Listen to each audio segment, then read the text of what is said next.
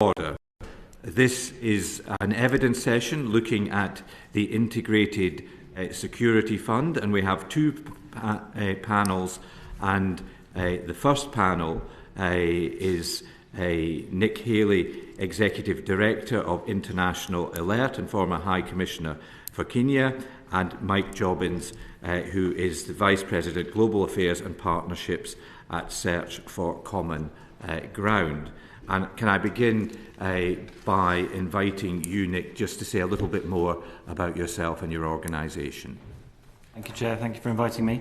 International Alert is a UK-based peace-building charity that works mainly at the community level, at the local level, in around 15 countries around the world, on relationships between people that deal with the root causes of conflict and violence. And as you say, I spent most of my life before that in the British Foreign Office. And Mike, would you like to tell us about yourself and your organisation? So thank you, Mr. Chair, and thanks for having me. My name is Mike Jobbins. I'm the head of global affairs at Search for Common Ground. We're an international nonprofit that supports conflict resolution. We have about 60 offices in 35 countries around the world. We work very closely with HMG, including with the ISF, CSSF, but also with a range of other governments. And so today I'm happy to share our experiences in places like Syria, the Sahel, Mozambique, working with the ISF, but also our experiences as we work with the Americans, the Canadians, the EU, and how other governments are structuring their funds to address the similar kinds of integrated security challenges in the places that we work and that our colleagues and communities experience. Excellent. So can we begin the formal questioning, and can I ask you, Nick, as High Commissioner to Kenya and in your other diplomatic postings, what was the significance of the CSF to you as a tool, and where was it most and least helpful? Thank you, Chair. The CSSF filled a very important gap, both in Kenya, when I was before that Deputy Ambassador in Afghanistan. I was also the Africa Director in the Foreign Office, where I ran the Africa CSSF, and in all of those roles it filled the gap between the long-term development approach that DFID at the time was funding and the security-based diplomatic conflict resolution efforts that one would be doing as a diplomat or with security experts from the Met Police on terrorism, for example. So if I take counter-extremism in Kenya, you would have those experts doing their thing on one end, you'd have a long-term development approach for Kenya on the other, and then in the middle the CSSF would be able to work, for example, with communities on the Kenyan coast, where relationships between young men and the police were a big driver of recruitment to terrorist organisations. The CSF could fund work with community groups to repair those relationships, to reset those root causes, if you like, of what was driving recruitment, and that was the gap that was filled. What I worry about, and perhaps we can come back to this, Chair, is that gap is no longer being filled in UK development policy, with the ISF moving more and more towards a national defence tool and British development aid moving more and more away from peace building and fragile states. But that maybe goes beyond your question. Well, I think it is something that we'll be returning to in the course of the questioning, so you rightly identify it as a key issue. Mike, based on your work, what did you see as the strengths and weaknesses of the CSSF, which we should, I think for the record, say is the Conflict Stability and Security Fund? I think one of the things, building on what Nick shared, was the degree to which the CSSF was, and now ISF, was risk tolerant and able to match on-the-ground actions with diplomatic priorities. And so, for example, in Syria, for 3 years, the CSSF supported us, and through us, a large number of civic groups working in every zone of control in Syria to build their capacity to support local dispute resolution, work that was incredibly risky at the time, both politically risky from the FCDO's perspective, physically risky for people engaged in that program, but hugely meaningful. And so today, given the changes over the past 6 months in Syria, we're seeing those seeds that were sown with CSSF risk-tolerant, rapid funding to on-the-ground practical activities give fruit. Many of those groups that were being supported through this sort of expeditionary resources and programs are now playing a key role in shaping the future of Syria. So that ability to move quickly, to do things that manifested in real life, like the examples that also Nick was sharing, but that fit into a strategic logic for long-term stability is one of the key things that we saw the CSSF playing. I think along what Nick said, I think one thing I'd emphasize is as we look around the world, the CSSF is a really special tool that the UK government puts in the hands of the diplomats that it deploys around the world, in the hands of the FCDO, and that ability to support civilian, particularly civilian-led action that practically unfolds on the ground risks getting subsumed if it gets shunted into sort of supporting routine security operations, routine budget priorities. And that ability to move quickly risks being lost, and the civilian nature is often the missing gap. And so that's what really is a special tool that the CSSF offers. David. Thanks a lot, Chair, and thanks for your answer, Mike. I just wanted to very specifically talk about the project that you just mentioned in Syria, because it strikes me that for a relatively small amount of money, we are now seeing where we expected to see sectarian violence with the fall of Assad. We are thankfully so far not seeing that, notwithstanding the incident on the coast a few months ago. By and large, we're seeing relative calm and peace. It strikes me that for a relatively small amount of money, you were able to achieve work which is contributing to a peaceful Syria, which is much less expensive than the amounts that we would have to spend if that country were to sort of go to civil war again. Is that a fair view? And could you just confirm how much money the project, that specific project, got, if you could? Sure. It's no, that's exactly right. I mean, in many ways, it's that stitch in time that saves nine. That engagement early on in tough moments built the trust, built the relationships, and built the ability to really shape where things are going. And so these groups that the CSSF was supporting, within I think a week of the fall of Assad, had already begun uniting, organizing calls, discussions between women, between minorities, between different people of all stripes across Syria, using all the online platforms to begin shaping the future. And that's work that they continued up to this day. I can get back to you on the overall budget, but it's extremely cost effective because there's a big focus on investing in local people. And so the overall budget, I believe, was less than £700,000 per year, all of which was invested directly in the communities that were directly doing the work and yielding real fruits. Thank you. Can I just come in there, Yes, Chair? James. Mike, just on that, I mean, the CSSF in its format was there in, I think it was about 9 years. Would you say that was true just towards the end, what you've described, or was CSSF having an immediate impact when it was first introduced?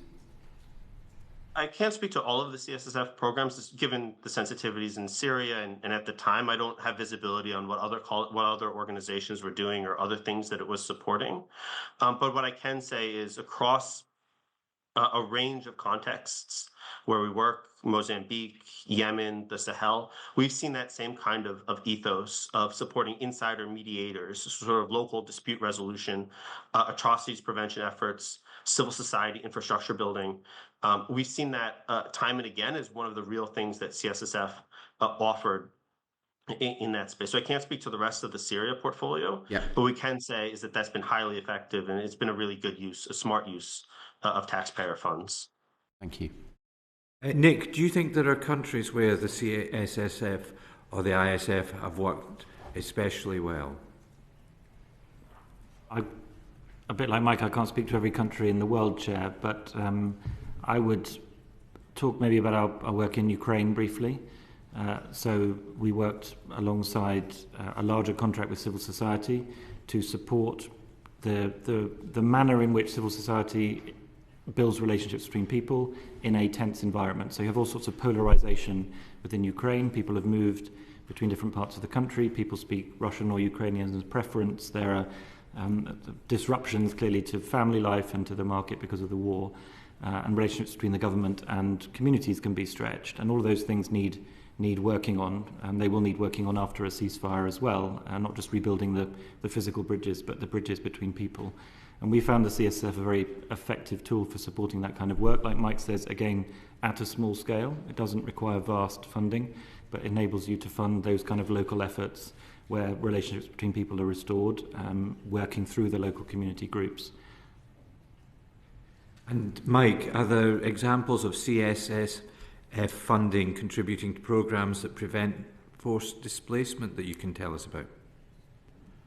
Sure. I could give, to give one example. For those who follow, there's a very serious insurgency in northern Mozambique that spans the border between Tanzania and Mozambique, which are key partners. It's an area where there's a lot of investment, including British investment, and where the insurgency that's linked to ISIS has created enormous amounts of displacement, death, humanitarian suffering. And one of the effects of that insurgency and ISIS becoming involved is that both governments, the Tanzanians and the Mozambicans, shut down the border. So no commerce could go back and forth. Trade cut in half across that region and created, on top of the humanitarian displacement, tremendous economic needs, which had the perverse effect of actually fueling the insurgency as people were desperately looking for their livelihoods. The economy was devastated on top of the security being devastated. And so working with the CSSF, working with the British High Commission, working with the two governments, there's a set of high-level conversations that we supported between those governments to reopen the borders. But what was critical, and which was a political conversation, but what was so critical was that the CSSF also enabled the on-the-ground feasibility studies for a small amount of money, less than £60,000, which was less than 1 day's worth of lost border revenue. The CSSF enabled those kind of feasibility studies to enable the reopening of the border. And just 6 weeks ago, one of the key ferry crossings between Tanzania and Mozambique reopened, addressing some of the economic suffering that fueled both the insurgency, but also the economic desperation that contributes to migration, both within the country and beyond the country. And so we've seen that kind of tangible, on-the-ground actions, not resting only in sort of the conference rooms that often are quite divorced from the realities of petty traders carrying tomatoes and other goods back and forth. Really unstick a sticky issue and reduce the need of people to flee and create the ability within the wider security context for people to begin rebuilding their lives there without being forced to migrate or flee that area. Thank you. Noah. Mike and Nick, it's really interesting to hear some of the very tangible examples of the projects the fund has worked on. But taking a step back, starting with Nick, could you maybe explain a bit more where you'd like to see greater clarity around the objectives and overall aims of the now integrated security fund? Thank you. My sense, I'm clearly well out of government, so others will speak better, but my sense is that the ISF is now moving towards a much more directly national security focused fund. And there's certainly a place for that. It's not the kind of work my organisation does, but it's a legitimate thing for a government to do. But on the other hand, though, the UK's development programming seems to be moving more and more towards dealing with the symptoms of conflict rather than the causes. I saw the Minister's appearance at this committee last week, a big focus on humanitarian need, understandable, it's quadrupled in 10 years, we're at record levels, but that is the symptoms of conflict, and as the World Bank has set out, 80% of humanitarian need is driven by conflict, understandably. So somewhere between those two is a conflict prevention capability which the UK, in my view, really needs to have and is losing. It's much cheaper to prevent conflict as well as the human suffering, and yet the share of UK ODA going to peace building has gone from something like 4% 10 years ago to 1% now. So this gap that I mentioned at the start is widening, and that concerns me. And if I may briefly, before turning to Mike on the same question of overall aims and focus, what do you think the sort of political impetus for that focus increasingly on the symptoms, if you, as you described, is? My speculation would be that humanitarian aid is hard to argue against. We must help those who need our help most. A few of us would argue against that. And the demands that need has placed on the international aid system have been immense. My sense, perhaps I'm speculating, but is that it's also politically easier, it's more clear to talk about direct help to those who are starving, for example, than to talk about the often more complicated, knotty conflict prevention, peace building. It can be harder to prove the case also for peace building, to show the evidence. We can count the number of people we fed, but can we really evidence that we prevented a conflict? But I think what really is evidence is the cost of conflict to the world is unmanageable, and so I think the case is there to invest in it. And the UK's, forgive me, but the UK should be really good at this because of the merged department, the combination of diplomacy and development, the presence at the UN and so on. This should be an area for the UK to lead. Sam just wants to ask a question. Yeah, so I'll have to dart out for 30 minutes, but just in light of your response there, and I know both of your organisations well because I've worked with International Alert in Rwanda and Search for Common Ground in the Central African Republic. So I've seen that grassroots work, and it sounds to me that what you're saying is you think that is actually what's going to disappear, is a lot of the support that happens really at ultra grassroots prevention work. Are you seeing that already? and if that were taken away, what do you see your organisations doing? We're certainly seeing it on the UK front. My organisation gets almost no remaining ISF or CSSF funding. That's a result of cuts mainly, and work we were doing on long-term issues like gender-based violence in Central Asia, which the CSSF had funded for some years, has then been cut because that's no longer in the UK's direct interest. Clearly the US is now broadly not doing this anymore. I mean, we'll see what emerges now from USAID, but USAID was a significant funder of this kind of prevention work in places like Rwanda where it funded what we did there. Now we're finding, there are other countries interested. We're keeping going.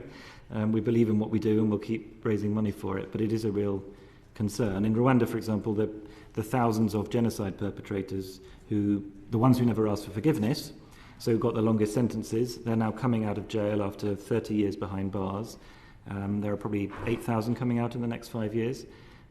That's a risk to the future stability of Rwanda. So our work there involves supporting those people, processes of reconciliation with communities, you may know something of it, and processes of forgiveness and economic projects. And you can reintegrate these individuals, but if you don't, nobody thinks now about the risks of further conflict in Rwanda, thankfully, but without that kind of less visible work, there is a real risk in the future. So if I may turn to Mike on the same question, where would you like to see greater, perhaps briefly, see greater clarity in the aims and objectives of the Integrated Security Fund? I think one area would be to clarify the role of the Integrated Security Fund versus other kinds of mechanisms. Like Nick said, I think there's a real risk of cutting both the development priorities that are focused really to putting band-aids on wounds rather than solving problems on one hand, and then a shift towards the security side on the CSSF really leaves that gap and an inability to nip crises in the bud. And so I would encourage the committee and the government to think really clearly about where two key functions of conflict, effective work in conflict sit. One, how to address the long-term root causes, which might be a development challenge, which might rightly sit in the bilateral assistance, but it does need to sit somewhere and it can't be forgotten. And then secondly, where the ability to respond rapidly, strategically, and in an expeditionary way alongside British diplomacy to end some of these chronic crises that plague the world, but that also plague British foreign policy and that are key priorities for this government and for the British public, places like the Middle East, Syria, Ukraine. And I'd encourage to think through those two capabilities, and particularly with the CSSF, what I'd highlight is it draws on some of the key strengths as we look around the world across different governments that the UK has in its robust embassy infrastructure, its strong culture and history of diplomacy within the FCDO, its presence in international forums, and its ability not only on the funding side, not exclusively on the funding side, but on the political side, to provide a voice of clarity as has been being done in Sudan, for example. That's all assets on the political side that the CSSF and ISF can back up and support. If there were to be a ceasefire in Sudan, how would you support ceasefire verification? How would you support humanitarian access if the parties were to agree to that? And so that ability to match up diplomatic breakthroughs or respond to emerging risks is a tool that both the FCDO is uniquely positioned to use, and the ISF is uniquely positioned to supply. And so as there are aid cuts in Washington, in London, and in other capitals, And as donors become less of full spectrum donors and more focused on where they have their own unique value add and their unique contributions, I would really encourage, and at least as we look around our partners, one of the key value adds that the UK has, and where it is really uniquely suited, is that question of how you effectively work in conflict to bring about peace, and linking that assistance with the diplomatic imperative and a focus on these key places. Thanks, Mike. So on that question of the strategic director, turning back to Nick, how have you seen previous national security strategies playing into guiding the use of the Conflict Stability and Security Fund? I think it's always been a part of it, but I would say the same trend that I noted earlier I've seen in national security strategies. So from a period where the UK's national interest was defined quite broadly, insecurity affects us, breeding ground for terrorism, drivers of broader threats, to a much narrower focus. And I understand the reasons for that, of course. I understand the great sense of insecurity that people feel around the UK's core interests. But I do think it's a mistaken direction to take long term for the UK's interests, because the withdrawal of a focus on drivers of fragility. I think David Lammy said in his speech in January that preventing conflict is how we stop people fleeing their homes in the first place, for example, and I would agree with that. So I would argue for a return to a broader conception of national interest around that. Yeah, thank you. And finally, how does the overall focus of the ISF sit alongside the broader sustainable development goals, do you think, and the spirit of the ODA rules? Sorry, it's two quite big questions. No, I know less about the ODA rules 4 years out of the Foreign Office than I used to. It has been an advantage for the CSF to blend ODA and non-ODA. Another project in Kenya, when I was posted there, for example, training people deploying to Somalia on how to avoid IEDs, you could train both police and military at the same facility. You could not worry too much about the ODA-ability. You know, those kinds of tools are helpful, but I see the ISF increasingly as a defence and threats tool rather than development tool. So that goes back to my point about the gap. And I think there's a real challenge for FCDO with a smaller baseline, which has essentially allowed a lot of conflict prevention work to happen under the CSSF for many years, while, if you like, other development activity happened on FCDO baseline. I don't see the FCDO baseline absorbing what the CSSF has given up, and I think that's a real risk for the next few years. Thank you. David. Oh, sorry, James, did you want to? Well, I just wanted to take a step back. We're talking about CSSF in the UK context and saying that it's a great strength. What are other countries doing in that same way? What's the benchmark here that we're comparing to, or in reality is there not such a benchmark in other parts of the world? So to my awareness, the Canadians have a similar mechanism, so peace ops, which we have worked with in a number of places. It has, in our experience, been a bit longer term, which is helpful. So this annual allocation process and reprioritisation process in CSF has been a real handicap for longer term conflict prevention, I think. The Canadians have been flexible but longer term. The Germans, I think, have something similar. So the foreign ministry is part of conflict prevention rather than the development ministries, which I think works in similar ways, although I have less direct experience. One strength that I've not seen in any other donor is the ability to join up across government that the CSSF provided. And as a High Commissioner, as the SRO, so the lead for the CSF programme in East Africa, I've had, I think, 12 different government departments sitting on the Nairobi platform.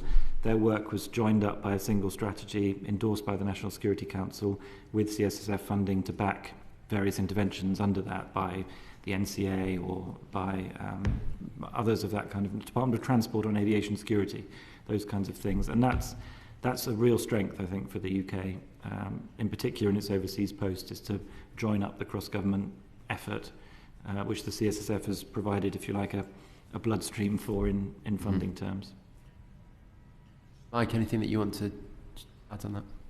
No, I would echo what Nick said, and I might add, compared to the Canadian, one of the strengths of the CSSF is from a government perspective is we appreciate how it balances both sort of transparency and competition among groups that are applying for funding, with the need to both be fast and be able to and be credible on the ground. And so about, at least when it was founded, I'm not sure the statistics now, but when it was founded, about 70% of the funds from the ISF, CSSF were going through a framework of about 100 pre-vetted organizations who would have mini competitions for funding, and in a way that balanced, wasn't published publicly because that would create enormous security risks, but it wasn't also just awarded to sort of whoever the friend of whoever was. So it was a good balance of rapidity and the ability to to use vetted partners. The CSSF also has an ability to move funds directly to embassies around the world to enable the embassy local teams where they have the capacity to use those funds, but also where they don't have the capacity to draw upon the procurement and management resources in London. And in a lot of places where there's conflict and atrocities, there's not always that ability. Things are moving quickly. It's not always at every embassy that can manage those capabilities. And I think that ability to work both through competitive procurement, through contracts, as well as locally led grants, it is a real strength that the CSSF brings. And I think as a result, we would say it's relatively more transparent and relatively faster than a lot of the sister organizations and sister instruments, including those that the U.S. used to use, which was heavily reliant on contractors. The CSSF has the ability to work much more directly with niche expertise supporting things on the ground without going through a series of middlemen in the same way as things moved in the U.S. And yet assured a set of reliable partners through that pre-vetting process that the CSSF does. So from a procurement perspective, we do appreciate the transparency and the way that those funds are used. I might highlight that as one of the mechanical strengths in addition to the strategic strengths of the CSSF. David. Yeah, thank you. I want to ask you both, in terms, this fund these funds have been integrated and cross-government. Can you just outline for us the advantages of that approach and perhaps some of the challenges of that approach? Shall I start? Thanks. So I think as I hinted at before, the advantages of a funding mechanism that incentivizes cross-government working is important. Secondly, that as a diplomat, that allowed one to capture those projects in a government-to-government framework. So the Kenya-UK Security Compact, for example, which I helped negotiate, which the then Prime Minister launched when she visited, that captured a number of these different programs, which for the Kenyans added up to a coherent offer around security and was diplomatically recognised as such and could be funded as such. So that's an advantage. I think on the downside, the annual allocations problematic, particularly when new priorities emerge and suddenly all the money needs to be found, understandably, for Ukraine or for Gaza and other things suffer as a result of that. I think the one further disadvantage is the extent to which sometimes quite long-term projects, which arguably should have sat on departments' baselines, would be funded by CSSF. So long-term National Crime Agency-led anti-corruption units within countries, for example, sensible, helpful things, or long-term military training activities led by the MOD, British Peace Support Team East Africa, for example, where I was. Good things, but things that were designed to last essentially for the long term, but were being funded by a fund that told itself it was catalytic and flexible. And there was a real tension there when you came to that annual, let's reprioritize what matters most.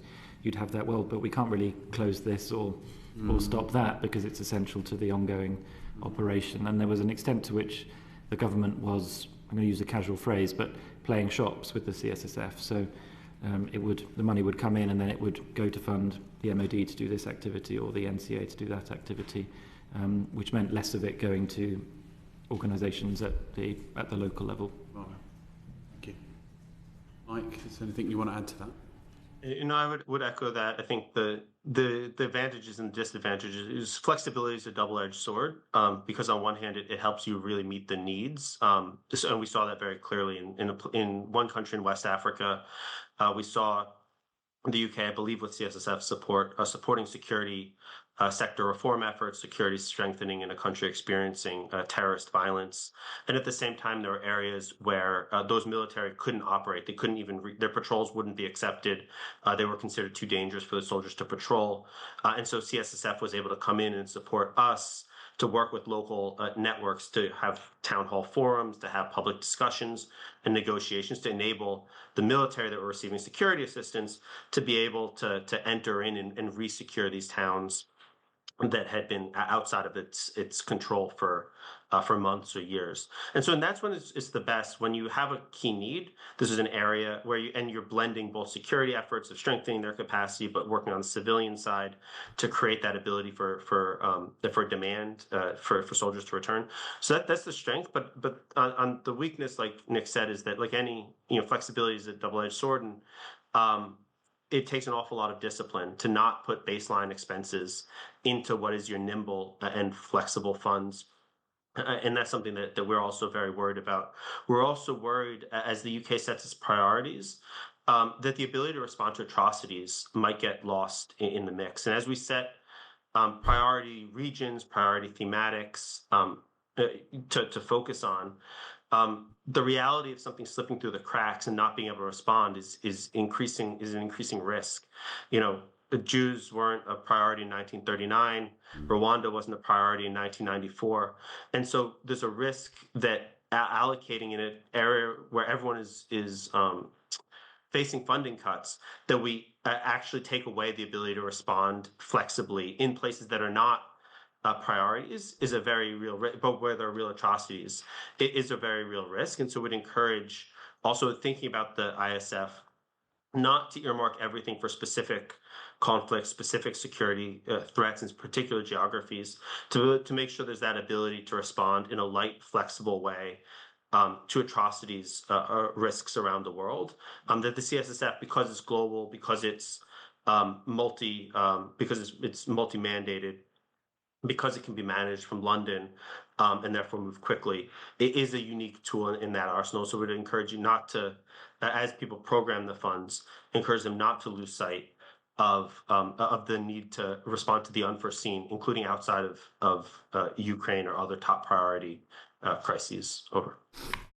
It's a really good point, Mike, and I think that a number of us on the committee worry about. I mean, yes, it's good to see that Ukraine, Gaza, Sudan are potentially going to have their funding protected. But yes, you're quite right. As a long-term Syria watcher, that's my worry too, that not only there and other places as well might flare up and we'll be limited in how we respond, especially with the US aid cuts. Can I just want to follow up with a question to you both again about any innovations or challenges for the government or implementing, any innovations or challenges in the transition to the ISF? So in that period where the CSF changed to the ISF, were there great innovations that came forward, or what were the challenges in that process?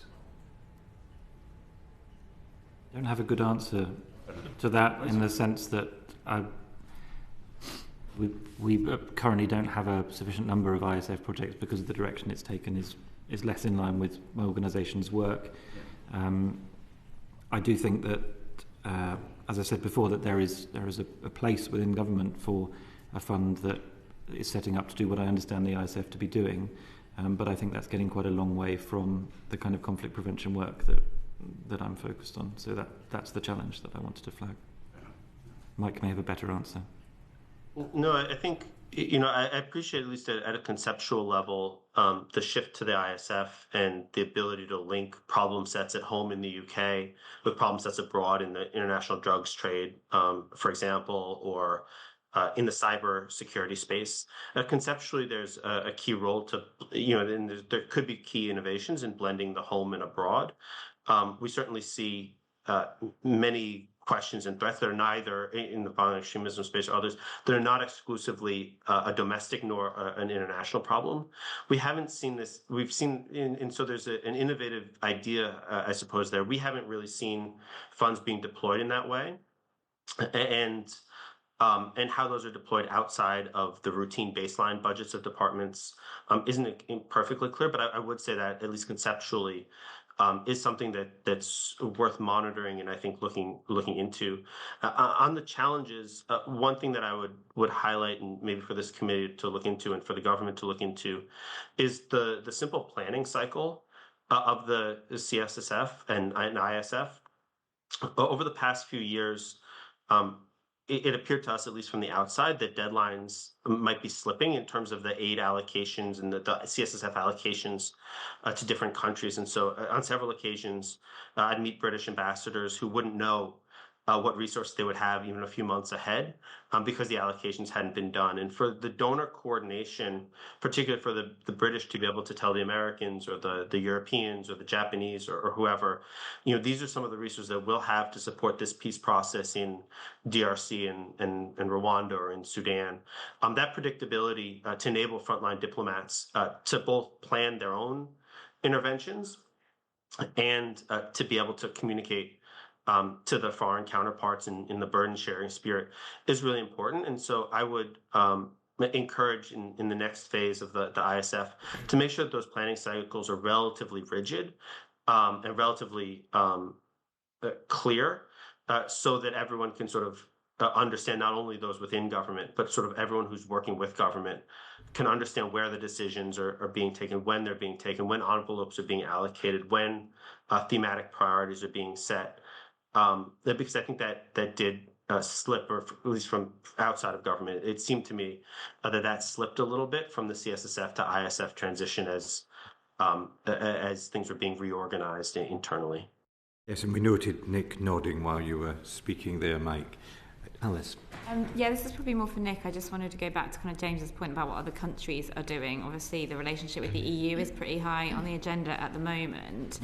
Do you think there are more opportunities? Like, what's the EU model that they have around a similar kind of ISF model, I guess? And do you think there's more ways that we could be cooperating in terms of with the EU in terms of pooled funds or a joint approach around this? Absolutely, in principle. The EU has the foreign policy instruments funding in the External Action Service, which we work with in some of our peace process support work, for example, which is, I think, fairly similar to CSSF. So, in principle, short-term funding, but can be extended for longer-term periods, relatively flexible, run from the diplomatic part of the EU rather than the development part. And we've been able to work pretty successfully with that in supporting some of the Track 2 work, so the work with civil society around a peace process. Not a dissimilar instrument. I hadn't thought of it that way before. Whether the scope for the UK to pool funds with the EU is more a question for politicians, I guess, than for me, but it would certainly be something that, as a peace-building organisation, I would want to encourage. I think one of the phenomena in peacemaking at the moment is what's called forum shopping. So the increasing number of countries and bodies who are seeking to mediate conflict, more actors like Turkey, Qatar, others coming forward, a good thing.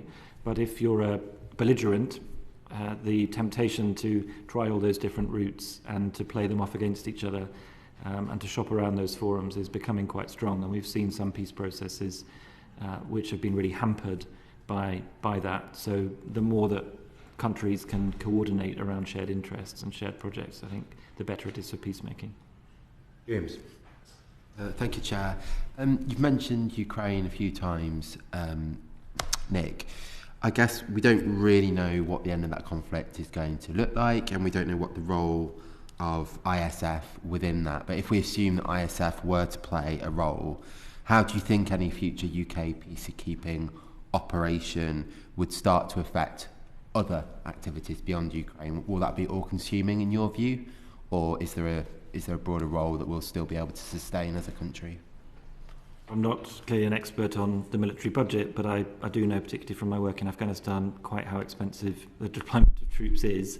And so my strong guess is that if the ISF were being used to finance, for example, a troop deployment for ceasefire monitoring or border security, that would consume pretty much everything very quickly.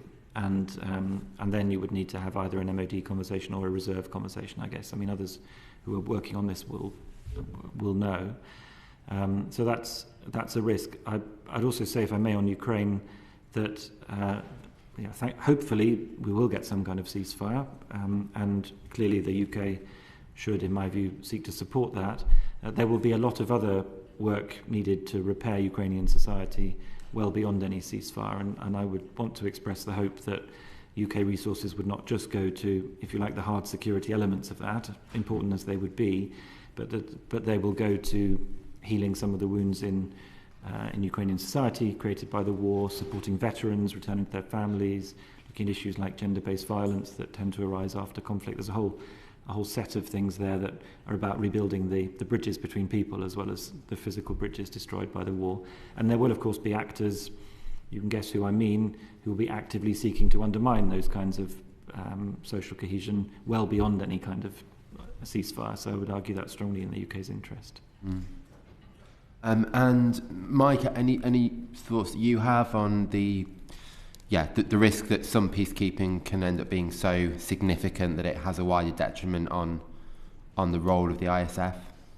Yeah, no, I would agree. I think with to a lot of Nick's assessment that engagement peacekeeping in Ukraine is going to be a multi-year,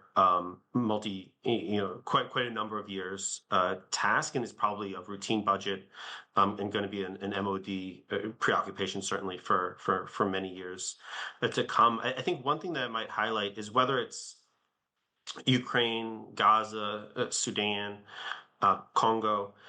All of these peace processes require there's a set of common issues and skill sets and capabilities that'll be required for any ceasefire, let alone a peace deal, to stick.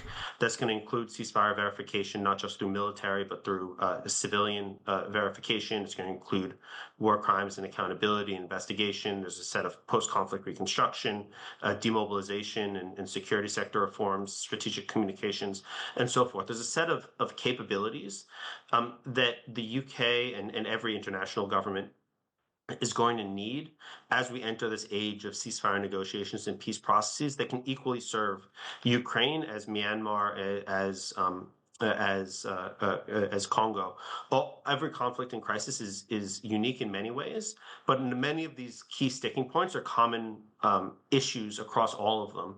And so with the MCD, the conflict directorate in FCDO, playing a key technical expertise role, there's a clear role for them to play, not only here but across all of those different issue areas. But then the ISF to be able to support ceasefire verification, let's say not only in Ukraine but a hypothetical ceasefire in Sudan or Myanmar, is something that's a key capability that, outside of the Ukraine challenge, is going to be something that a large number of diplomats and special envoys are going to be dealing with. Yeah. And so building that capability to serve multiple issue areas makes a lot of sense. Yeah, it's a skill set that needs to be valued and prioritised. I guess the flip of the cost drain that could be Ukraine will be the fact that the government is committed to raising defence to 2.5% of GDP. What effect do you think that might have on ISF? Coming to Nick. Well, it's had a very clear effect on the development budget, which is a trade-off that the Prime Minister's clearly chosen to make, and which I, for what it's worth, profoundly disagree with, for the reasons I said earlier around how you actually define the UK's national security interests. But I think the ISF is significantly smaller than the CSSF used to be. I know that UK peacebuilding funding and conflict prevention funding is now about 1% of its ODA against 4% 10 years ago, and that is a percentage of a smaller pie. So that has shrunk. The UK has gone from the leading global funder of peacebuilding, even at 4% it was the top, to I think the fourth now. So the impact is already pretty clear in the UK's aid programming. And then the last factor is the share of UK aid going to conflict-affected states is also falling. So despite the fact that those conflict-affected states now account for most of extreme poverty in the world, and the Minister said to this committee last week that poverty alleviation was the key driver, that's what the Act says as well, extreme poverty is now, more than half of it is now concentrated in conflict-affected places, and that's just going up and up. And yet the UK aid budget is spending less in those places than it used to. So all of those factors combined, I find profoundly troubling. And from what you've seen, is that partly to do with the rise in donor refugee costs here in the UK, or was that a general trend prior to that becoming a bigger issue that we've dealt with? Donor refugee costs is another, if you like, tax on the aid budget, clearly, so that overall sum. But even within a smaller sum, it would be possible to have a greater focus on fragility. And DFID, I think in the mid-2010s, set a target that at least 50% of ODA would go to fragile states, for example. The previous government's white paper fell short of that target. The current government's policy falls short of that target. So despite the concentration of need, we're seeing aid not go there. And I think some of the reasons for that are also, it's just challenging to do development in conflict-affected places. Clearly, it's more challenging than in stable places. Some of the systems that are set up, like payment by results for these large commercial contracts that the UK government likes to issue, they can incentivise contractors to work in easier places. Because if your payment is to educate this number of girls, then you're more likely to do that in an easier place than a complicated one. So the whole system is bending towards favouring stable places in a way that I worry about. Alice. Thanks very much. Maybe just one follow-up, Nick, on that. I guess one of the challenges in making the case for investing in conflict-affected states is how do you break the cycle of conflict and investment? Is there an example you'd point to where actually investment in the kind of things you're talking about has meant sustainable kind of development and growth, like in a particular country or context? Yeah, it's some of these conflict cycles are very, very long, so I would hate to be proved wrong. But I would give Rwanda as an example. We're working very closely in our work with the Rwandan government, such that it's not just us working with the genocide survivors and the perpetrators on the process I described to your colleague earlier, but we've also helped them build a national reconciliation policy, roll this out in all of their community service provision, change profoundly how the Rwandan government thinks about community relationships. And I hope I'm right, I think that addresses the lasting root causes. Another example briefly might be Nepal, where the civil war ended some time ago, but was profoundly driven by a sense among ordinary people, if you like, that they were very alienated from the elite settlement, from the state. We continue to work in Nepal with survivors of sexual violence in the war, on redress, on reparation, on justice. Again, I cannot prove to you absolutely that means it will never happen again, but I am very clear that those root causes of what drove that conflict are being addressed, and again, changing also how the government then responds to that, what laws are enacted around transitional justice and so on. So this takes time. It's not madly expensive, as Mike was saying, but it's important. Thank you. Mike, just picking up on, obviously, we've touched on other countries. There are big decisions that have been made in the US when it comes to international aid spending. How do you think the decisions being made in the US context might affect the operating environment and put constraints on the ISF? Yeah, thank you. That's a great question. I think in the U.S., the shocking and really devastating, particularly sudden cuts to U.S. foreign assistance, grants, contracts terminated. We got messages to shut down our programs in Goma the day the city was falling. We got a message on Friday night to shut things down by Saturday morning as rebels were entering town. It was really quite devastating, particularly in the suddenness and the destabilizing effect that cuts had in the U.S. As we look a little bit forward, we're sort of midstream in the budgeting process. The president has laid out, and Secretary Rubio have laid out their visions. They're presenting those in Congress later today in the Senate. And we are expecting certainly cuts in the United States. What I would encourage any government to do, notably the UK, is to understand in direct conversation with the Americans where things are being prioritized, because certainly the USAID was one of the largest donors to the sector. No donor can replace that, but it's important, as important as it is what's been terminated, understanding what's coming back and where the US won't have that capability over the next year, 2 years. My understanding is that the US is looking to bring back a lot of, perhaps not all, but a lot of its humanitarian assistance, its basic needs assistance in the health, to some extent perhaps in the food security space. Many of the things where the US has been a leading donor. It's less certain, at least anytime soon, its ability to match up a diplomatic energy in seeking peace processes with the on-the-ground work that supports peace. And so while we see, for example, a lot of U.S. energy into a Rwanda DRC peace process, right now and until we get for another year or so in the budget planning and restructuring process, the U.S. won't be able to necessarily support the work on the ground to support that peace effort. And that's where tools like the ISF become an even more unique value add in the international community. Because while there's a political interest in the U.S. in supporting transition in Syria, the mechanisms won't be in place for a little while for the U.S. to be actually to support the civic and civic infrastructure that upholds that.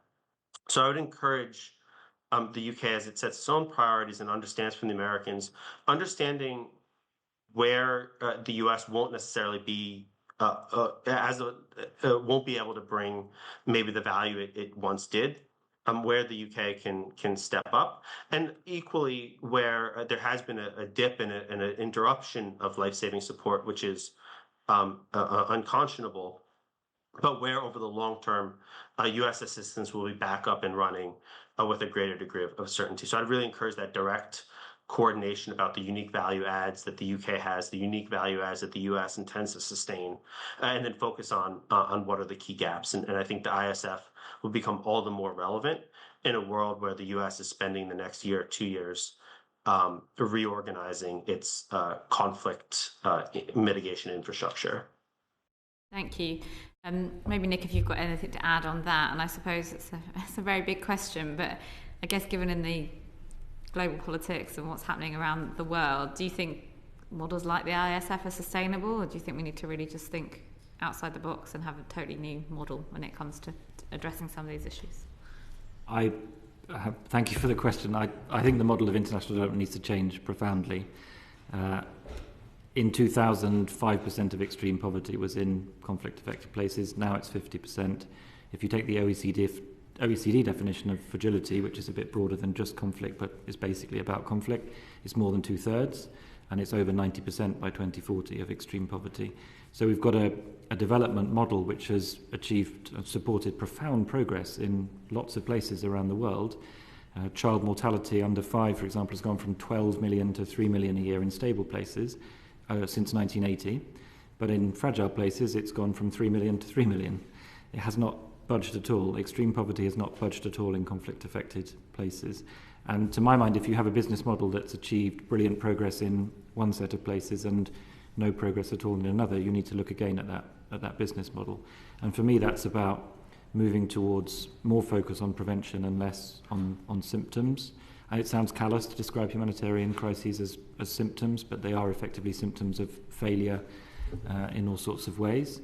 And it's about putting peace and social cohesion as an outcome, an explicit outcome of development policy. So rather than expecting, forgive me. Yeah.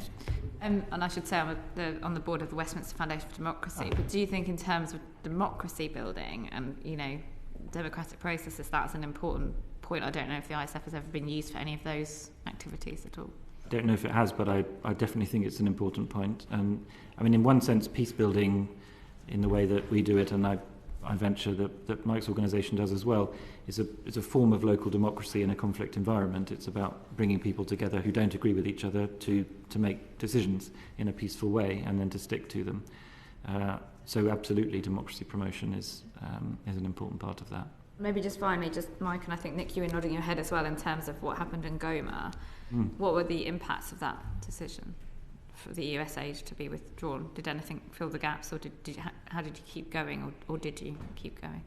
Yeah, I mean, I can tell you quite frankly, we continue to work in DRC. We lost about half of our funding was suspended overnight. In Goma, we were told to shut down radio stations. We were supporting FM broadcasters, and as a result, you had people who heard gunshots and fled towards the front lines instead of away from them because the radios weren't able to be online and broadcast. So the effects were really shocking. We as an organization continue to work in the country with support from the public, from foundations, from other governments, and engage with the administration here in Washington with Secretary Rubio's team on how to resume the programs that are fundamentally life-saving, although not humanitarian. So it's been quite devastating. What I'd encourage really international governments around the world is to really understand in detail what are the gaps being left and being created by this U.S. Cuts and understanding not necessarily, if $1 million American dollars was cut, that doesn't mean an equal amount of British pounds is needed. The question is, how do you shore up some of that impact? How do you shore up the effects in communities of those things being cut, which is not necessarily a one-to-one replacement. Is in many cases significantly cheaper to shore up the base impact of those programs. And so we continue to work, we continue to engage, but it's been very difficult for the Congolese people and for people around the world as these kinds of cuts, freezes, and uncertainty struck around the world. And while no one can pick up the total cost of what the budget of what USAID is pulling away from, there is an opportunity to continue to make use of the infrastructure that exists to deliver the results at a much lower cost. Thank you. Over the years to come. Tracy. Thank you both. This is to both of you. Obviously, we're coming up to a spending review here, and if there were to be cuts or redirection of the budget for ISF, what do you think would be able to cover that space, or how would you think those services would be continue to be provided? Thank you. For me, the key question for the spending review, which I understand only as an outsider, of course, but is how much is the FCDO prepared to take onto its baseline the kind of peace building and conflict prevention work which the CSSF used to support, which the ISF increasingly doesn't support because it's not its core mission. And my sense is, to make a parallel, if the Department of Health is going into a spending round, it has a pretty good argument that prevention is cheaper than cure. And I would strongly urge the Foreign Office to be making, I hope it is, I'm certainly urging anyone who'll talk to me about it, to be making a similar argument around conflict. As Mike said, the US humanitarian funding was 42% of all humanitarian funding. That's not all coming back. But even when it was there, the humanitarian need in the world was not meetable by donors. So something needs to change with a greater focus on prevention. I think there's a clear case for that in the spending round. Thank you. Mike, did you have any additional thoughts on that? Yeah, maybe I might also just add at a tactical level, as we enter into a context of doing more with less, I think engaging with for the CSSF staff and ISF staff to really take a look continue to take a look at value for money and some of the key decisions. At the end of the day, it's not a spending exercise; it's a strategic tool. And so, to what extent, what pounds are buying is the local woman who's negotiating and mediating between two armed groups so that there's not a outbreak of gunfire and forced displacement in Syria.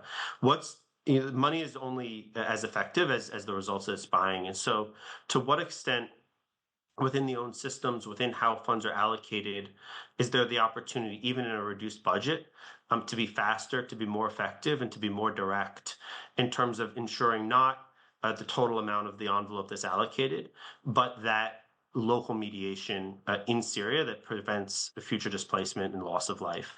And I think that's a healthy question, and it's one for everyone to engage in and use the opportunity of a spending review to both make sure we're shoring up what's most important, which is we would argue and agree with Nick that is getting off the hamster wheel humanitarian crises, but also making sure that every pound we're allocating delivers the most impact. And by and large, that means making sure it's actually doing good on the ground.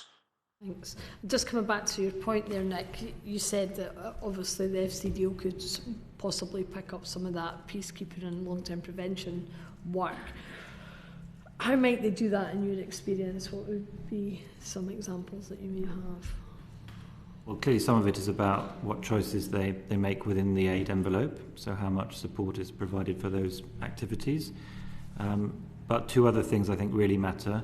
One is what kind of capabilities does FCDO have in its posts? There's a very strong cadre of conflict advisors, governance advisors, people with really deep expertise who I've seen work incredibly effectively with governments, both local and national, in conflict-affected situations, and who can be really influential on the rest of the UK's programming. And that for me is the other key bit, is when you're doing an education programme or a health programme in a country, if you can do that in a way that's really shaped by thinking about the conflict dynamics, who's going to get this help, how does it affect them, how can we build a peace outcome into this, is it designed by a local community in a way that incentivises producing a peace dividend, you can really do peace building without thinking you're doing it, or, well, I mean you are thinking you're doing it, but without saying you're funding a peace building organisation such as mine, for example. And I still see too much development, and indeed investment by development investors being done in ways that are not sensitive to the conflict context and can either do harm or certainly do no good in terms of peace outcomes. So that's some of that change in the business model that I think is now needed, is that more adaptive, locally designed programming with peace outcomes built into it, even if education is what it says on the tin. Thank you. And finally to Mike, are there any lessons for CSSF and ISF or elsewhere when it comes to future funding or opportunities on conflict prevention and resolution?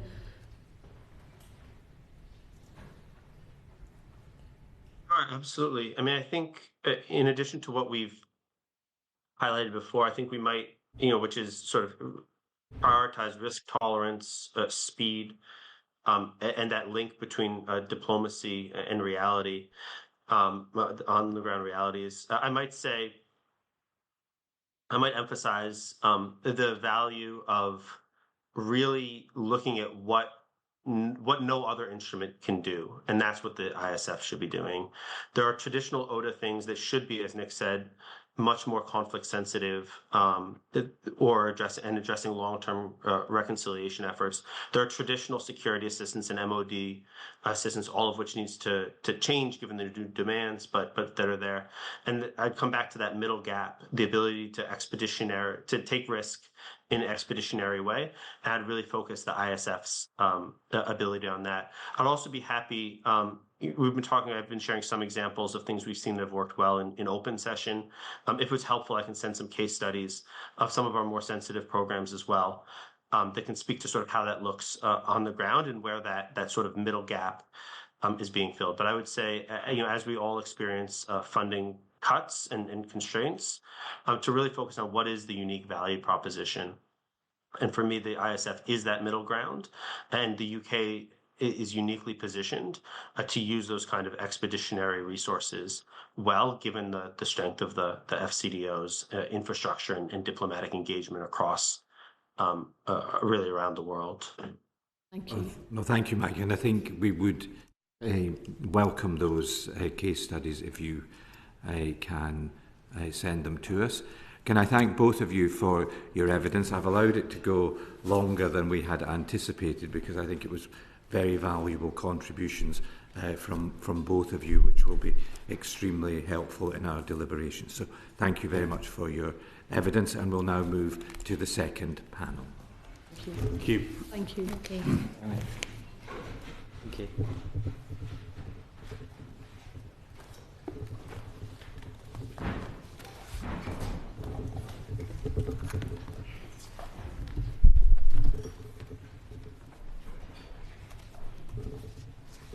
Thank you. So we now have our second panel today, and we have Eva Tabbasam, who is the Director of Gender Action for Peace and Security, and Lewis Brooks, who is the UK Policy and Advocacy Coordinator for Saferworld. And can I just begin by asking both you, Eva and Lewis, just to say a little bit about yourselves and your organisation. I'm Eva Tabbasam. I'm the Director of Gender Action for Peace and Security. We're the UK Civil Society Network on Women, Peace and Security. We're a network of about 18 multi-mandated INGOs that work across peace building, conflict, gender, and we also work alongside women rights organisations in country. Thank you. And my name is Lewis Brooks, UK Policy and Advocacy Advisor at Saferworld. We're a peace building and conflict prevention charity, again working in various parts of the world. We do have some UK funding, including from the Integrated Security Fund and previously the CSSF. And the other thing relevant to this is that Saferworld co-chairs a group of conflict policy experts within the INGO community in the UK, the Conflict Policy Group, and that group has had a long-term kind of relationship with CSSF as a sort of feedback mechanism within the sector. Can I ask you both, what, based on your work, what did you see as the strengths and weaknesses of the Conflict Stability and Security Fund? Eva, do you want to? Thank you. For our work that we've done with the CSSF, the main kind of two things would be the work with, on women, peace and security. The fund has an outcome level that's focused on WPS specifically. So a lot of the work that's been done on women, peace and security includes funding for women rights organisations. So that's direct, core, flexible funding. Quite a lot of the work on WPS is around that. And in addition, it's expertise. So the Women, Peace and Security Help Desk, essentially what that looks to do is provide support on implementing the UK's commitments on WPS across government, providing expert technical support on women, peace and security from outside government, but also having a dedicated team within what was the gender, peace and security portfolio under ISF, being able to have gender advisors across government to support the work to make sure that we're integrating gender and the women, peace and security agenda. So similar to what some of your earlier witnesses said, I think one of the strengths of the Conflict Stability and Security Fund was a dedicated fund for supporting conflict prevention, resolution and stabilisation. And as Nick said, there's evidence out there that whilst the CSSF was active, the wider portfolio of UK aid was decreasing its focus on conflict prevention, and the share of the aid budget spent on that particular activity declined from 2016 down to 2019, and then you had the COVID-related aid cuts, and then the more recent aid cuts as well. So I think having that dedicated CSSF fund was a very important strength, and to incorporate conflict in amongst those other security challenges that Nick was talking about.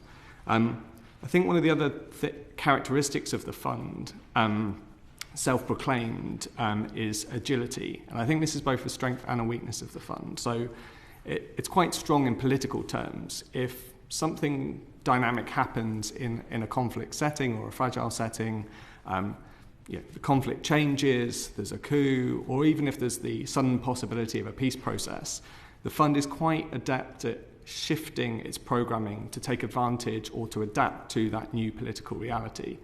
The problem with the fund is that the bureaucratic side of the fund, the dissemination of funds, the identifying of partners, that doesn't necessarily keep pace with political events on the ground. So you can end up going through quite a long-winded process in order to secure a project funding, which can take many months, even though you've been asked potentially to deliver programming in quite a short space of time. So again, it's good that the fund highlights agility as a characteristic, but there is both a sort of positive dimension to that and a weaker side to that. Okay. And then again, to both of you, are there countries where the fund has worked particularly well, or are there countries where it has not been used but could have been used and would have made a difference? I mean, I can start on that one. I think Sudan's an interesting country historically in the history of the CSSF. So going back before 2022, in fact 2021, the CSSF was piloting different ways of programming in that country. That included one of our projects, something called the Conflict Sensitivity Facility, and what this was a sort of training and research hub that provided conflict analysis to the development sector, so it could understand how to deliver development aid or humanitarian aid in a conflict-sensitive way. And the CSSF was a kind of early innovator in those kinds of facilities to advise the rest of the aid budget. Unfortunately, CSSF pulled out of Sudan in around, I think it was around 2021, so just before the outbreak of fighting between the RSF and the SAF.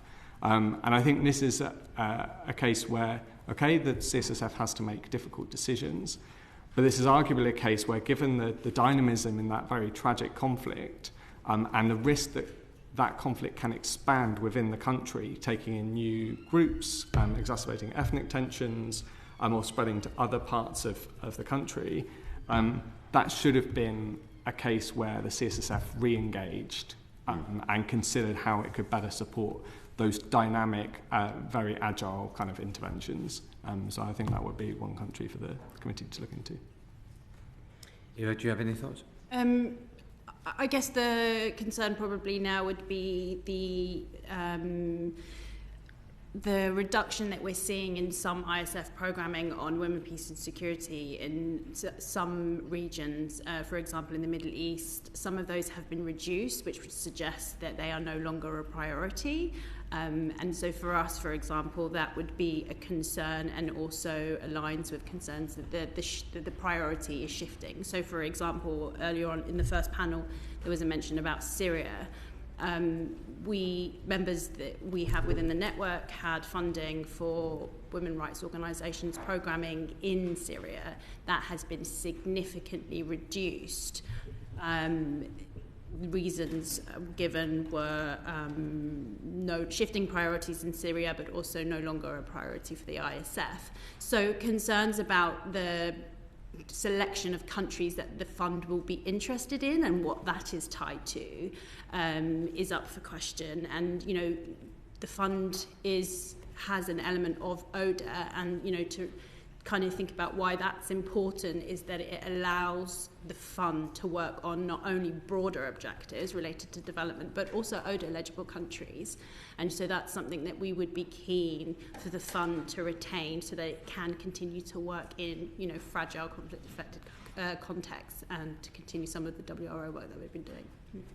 And just a supplementary to that, when was the timing of that? For the project, the money being withdrawn from the women's project? The project in Syria, so that's happened in the last 6 months. There's been a reduction. That's one of many programmes on women rights organisations funding, which is one of the reasons why that model is so great for the CSSF or the ISF, is because it's the ability to take that risk and fund directly to women rights organisations. So Syria is one example. Other examples are in Libya. There was a Women, Peace and Security programme that has come to an end. Well, there was a lot of negotiations towards the last year of that project, stop and start reductions, constant negotiations, so that we can continue to fund the women rights organisations as part of that programme.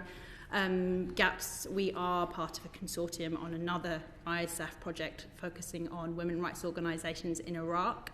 Again, that has seen a reduction. That is specifically focused on funding for women rights organisations, and alongside that, capacity building in terms of advocacy, technical support, again, supporting the work that they're doing on the ground in terms of what they're seeing as needs and priorities.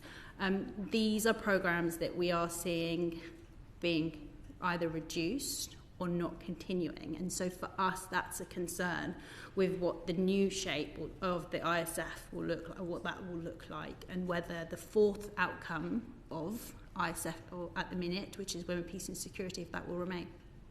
Thank you. Lewis, are there any countries where the fund has already been withdrawn that have experienced destabilisation? So I mentioned Sudan as one a minute ago, so I think that's one that was, again, it was an earlier withdrawal, so that was during the CSSF era a few years ago. At the same time, that portfolio was, if I remember rightly, a joint Sudan and South Sudan portfolio, so again, it pulled out of South Sudan as well.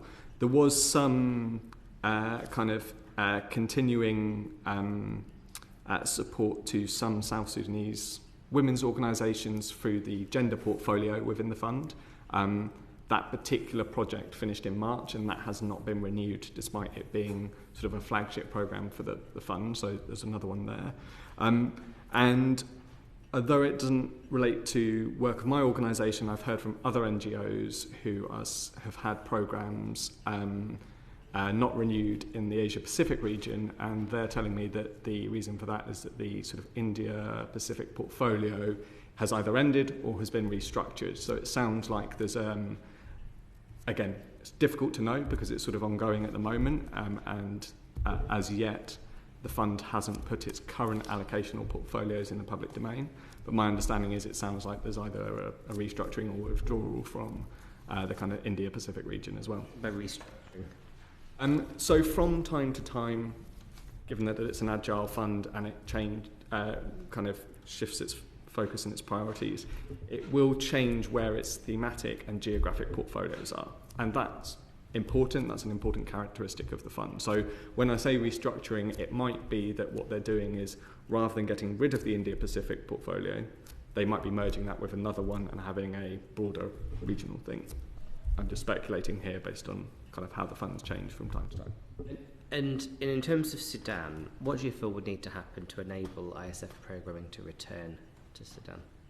I mean, I think in terms of conditions within the country for there to be a need for supporting peace building and the reduction of violence, or supporting different figures to prepare for a potential peace process, I mean, those conditions are there, right? The need for supporting that kind of thing is already there. Certainly our partners in Sudan are saying,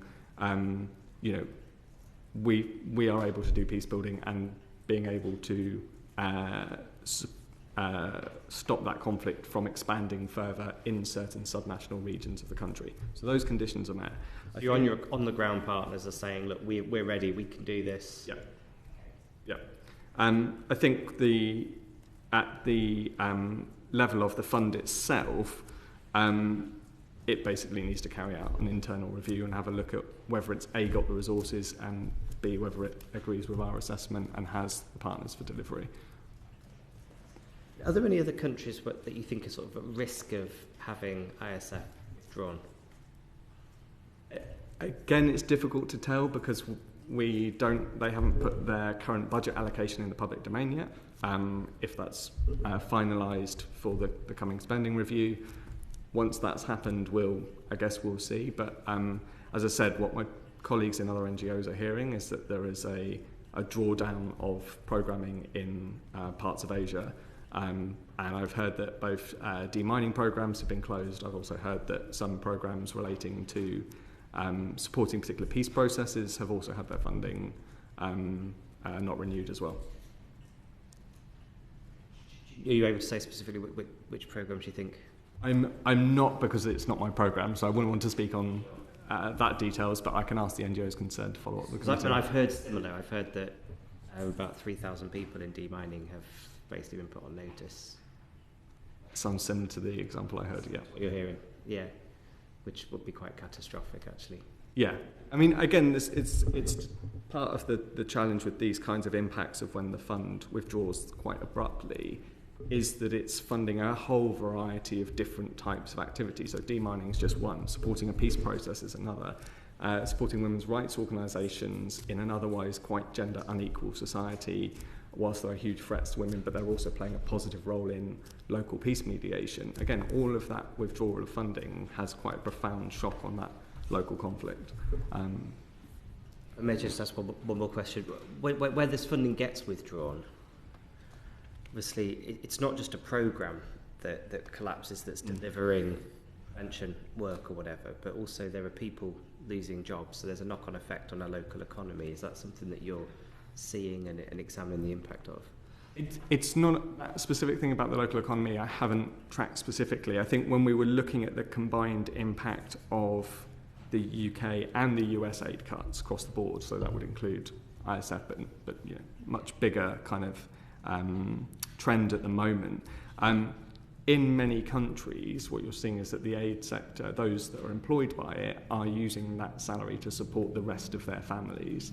And that family is not necessarily a sort of 4 or 5 person family here, but you know, potentially cousins and a much wider family network. So that will have an impact.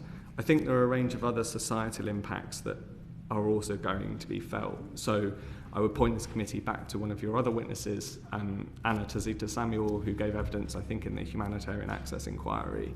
And when asked about the aid cuts, she was talking about how it was affecting the trust between her organisation and the local community, because what was happening was they didn't understand the series of events that would lead their organisation to turn up in the local community without the support that it had brought before.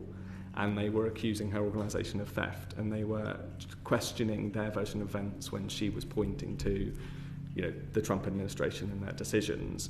I think it's worth pointing out that that particular partner was also a partner of one of the ISF funds that has recently been withdrawn as well. So, you know, the lack of ISF funding in that particular example is only going to compound the problem that she had from the withdrawal of US aid as well.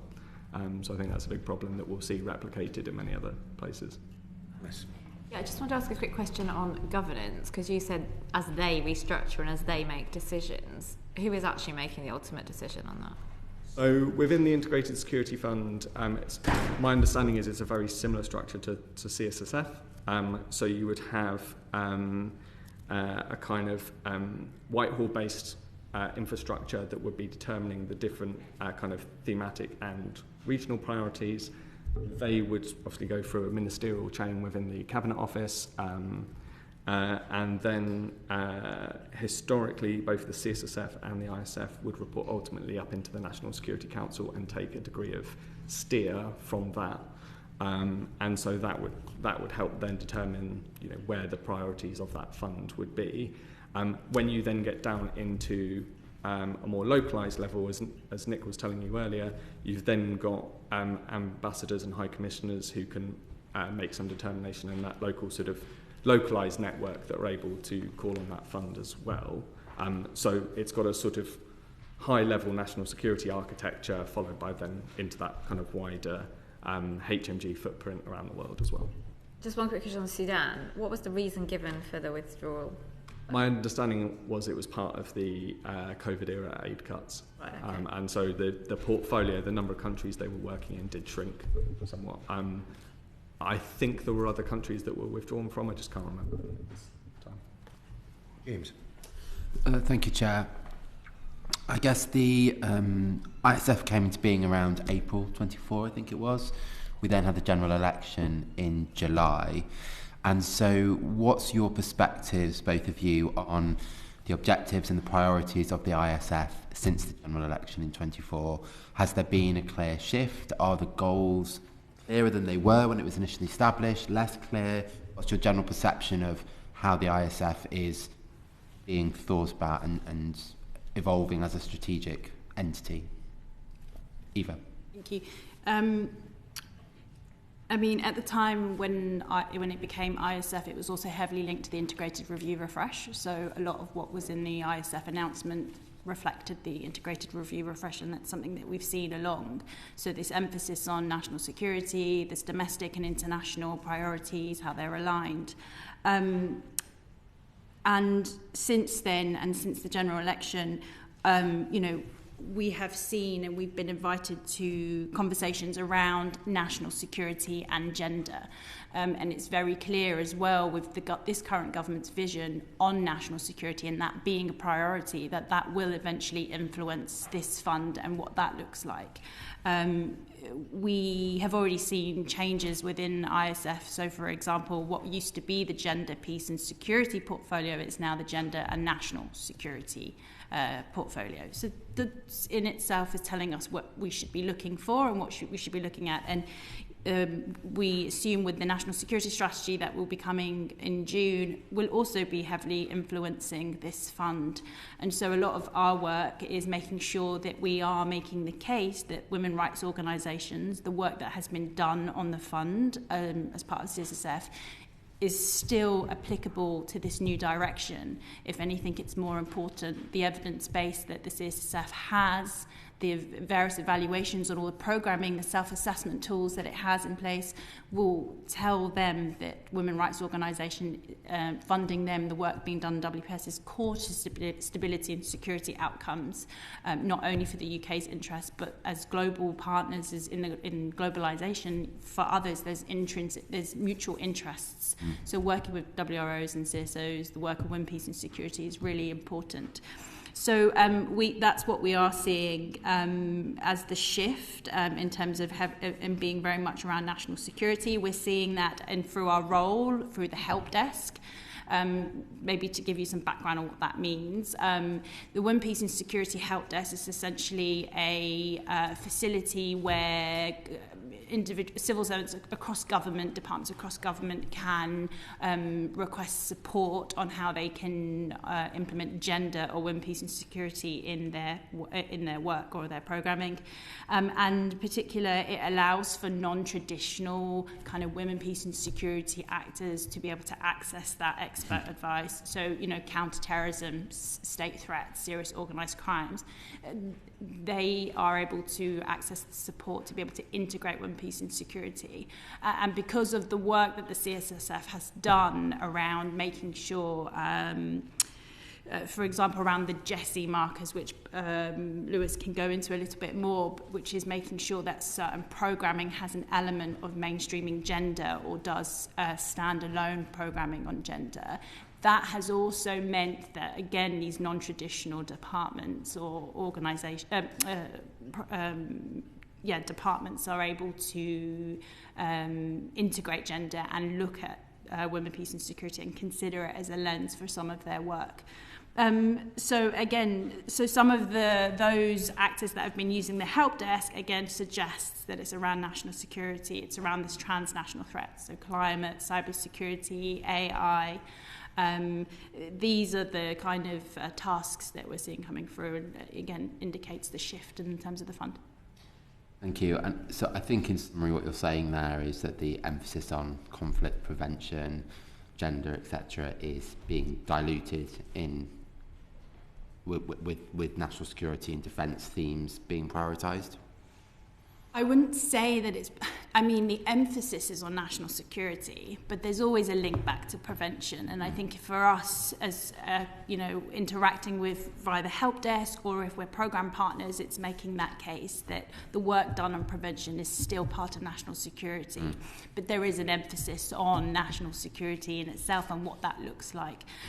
Again, just on the national security strategy that will eventually influence this fund, there isn't a definition at the minute that we are working to. And so, again, reiterating some comments that were made on the first panel, is about making sure that that definition is broad, and which is why the fund works with the ODA, because we can consider development objectives in that, a broader understanding of what security means.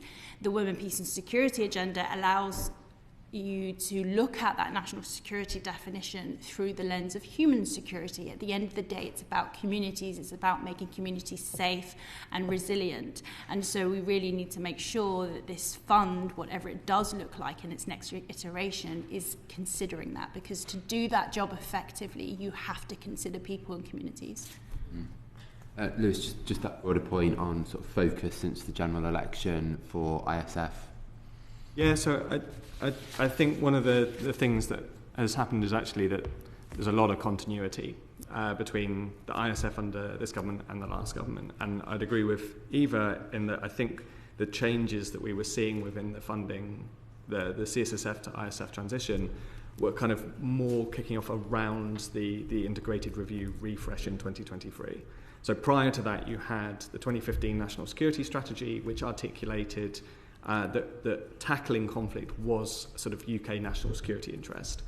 Again, in the integrated review in 2021, you had the same thing, and it set out objectives of tackling conflict as part of our, if you like, national security framework, our objectives as a country for foreign policy, development policy, and defence.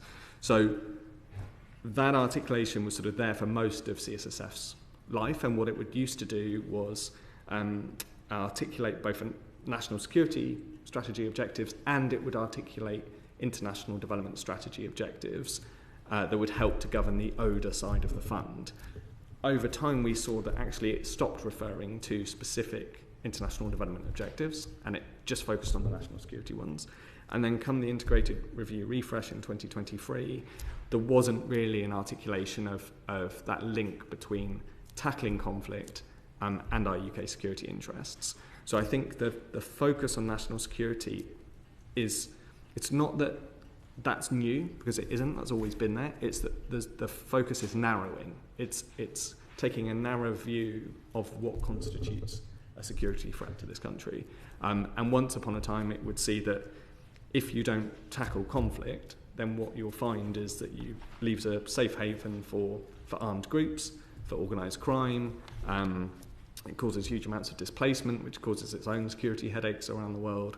And of course, that also helps with the proliferation of small arms and light weapons as well. So that articulation used to be there at the heart of the fund and in the national security strategy, and that's sort of falling away by the wayside. And hopefully, the new national security strategy that's underway will reassert that connection and either use the ISF or other government tools to do something about it. Alice. Thanks, Eva. Just coming back to you on the women and peace and security. So, I mean, just straightforwardly, would you say that women, peace and security has remained a priority for the ISF? Yes. I mean, it's hard to determine that in terms of like spend, because it's at the minute, you know, it's we don't have that publicly available information. But what we do see, and what we have seen, we've seen calls for proposals come out where women, peace and security is explicitly mentioned.